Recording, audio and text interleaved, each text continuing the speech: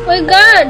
So yun, nabudol ako ng contact lens na laman dito sa TikTok shop. Hindi ko na siya mapigilan kasi sobrang ganda ng quality niya at bet na bet ko yung color. Ganito yung packaging niya.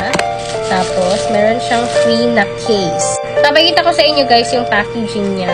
Ganito yung packaging niya. Ayan, yan yung kulay ng ating contact lens. Napaka-bet. Bet na bet ko siya sa makeup look na gagawin ko. So, ayan guys, ililipat na natin siya sa free case niya. Ganito yung kulay niya. Ganda. Kasi as a person na mahilig talagang gumamit ng contact lens, lalo na, ayan, hindi kompleto yung look kapag hindi ako nagko-contact lens, guys. Ayan, meron akong ganito, dati pa. Ayan. Tapos, ganito yung itsura niya. So, ilalagay ko na siya sa case. Ilagyan ko na ng solution yan. I think sa shop na to, meron din ganyan. Scroll nyo na lang dyan sa shop nila, guys. But, ito yung product natin. Okay, pugasan ko lang siya ng contact lens solution.